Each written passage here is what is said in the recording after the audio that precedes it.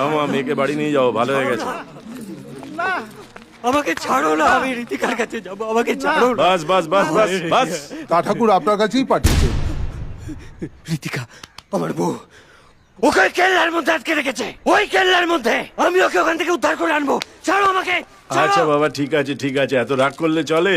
ঠিক আছে, আমিও যাব তোমার সঙ্গে। আপনি যাবেন আমার সঙ্গে? হ্যাঁ, আমিও যাব। আগে তোমাকে ঠিক করে নি, তারপর আল্লাহর দরবারে মিন্নাত জানিয়ে আমিও যাব তোমার সঙ্গে। না না না না, অত কিছু দরকার নেই, অত কিছু দরকার নেই, আমার সঙ্গে যাওয়ার দরকার নেই। শয়তানের রাজিম, শয়তানের রাজিম।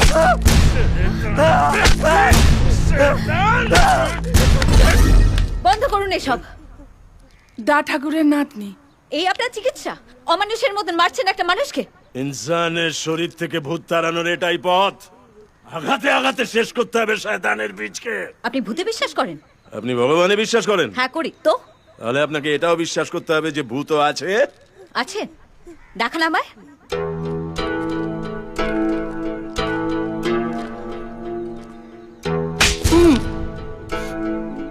ব্যথা করছে? জি। ও বলছে ওর ব্যথা করছে। ওর ব্যথাটা আপনি আমাকে দেখাতে পারবেন?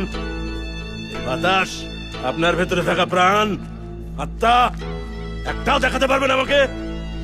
যা চোখে দেখা যায় না তা সব সময় মিথ্যে না, যা চোখে দেখা যায় তা সব সময় সত্যি না।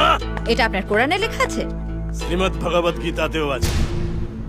জাতস্য হি ধ্রুব মৃত্যুর ধ্রুবম জন্ম মৃতস্য চ তস্मै অপরিহার্যার্থে না তম শোচিতম মরহসি।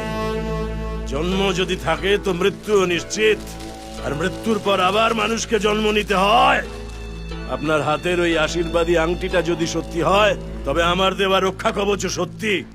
যদি ভগবানে বিশ্বাস করেন, তাহলে এটাও বিশ্বাস করতে হবে যে শয়তানও আছে।